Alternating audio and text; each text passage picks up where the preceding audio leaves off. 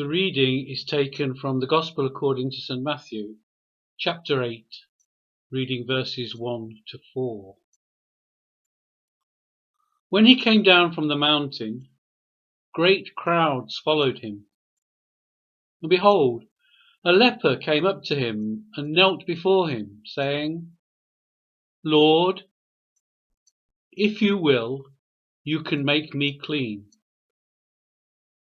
And he stretched out his hand and touched him, saying, "I will, be clean." And immediately the leprosy was cleansed.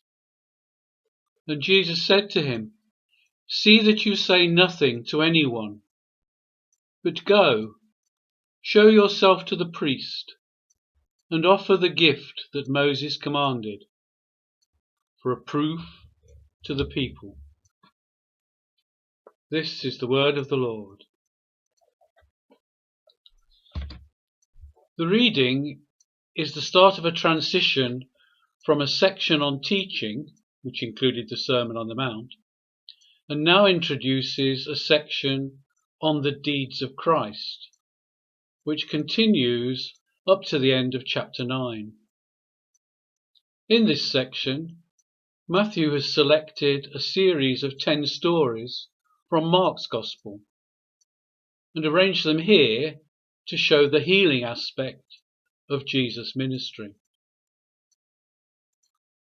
In this first incident, Jesus has come down from the mountain and is approached by a leper. The sick man kneels before Jesus and declares his faith in the power of Jesus to heal him. In those days, leprosy was not regarded as a sickness of the body, but was regarded as a form of uncleanness, which separated a man from his neighbours. The law, in Leviticus chapter 13, verse 34, laid out that what a leper must do. He must wear torn clothes, let his hair hang loose, and cover his upper lip and cry, "Unclean, unclean!" But it did not cure him.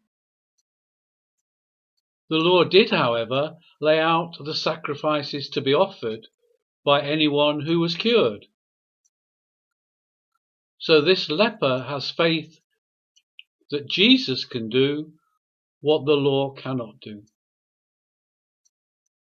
Jesus cleanses the leper and tells him to remain silent, but to fulfill the law of Moses by showing himself to the priest and offering the required sacrifices. So here is the important point that Matthew is emphasizing by putting this healing first in this chapter. After the teaching on the mountain, it illustrates the saying of Jesus, "I have come not to abolish the law and the prophets, but to fulfill them." There are 2 points here. The first is that Jesus has power over the law. The law of Moses is important, but Jesus has greater power. And this leads to the second point, and the fundamental fact that Paul explains in Romans chapter 6, that those who live by the law die by the law, but those who live in Jesus live forever. I'll cover this in more detail in the Sunday service, so don't forget to log in on Sunday. Father, like the leper, we know that our faith grants us your grace. Let that grace shine in our lives so that others may come to know you more personally and receive the gift of eternal life. Amen.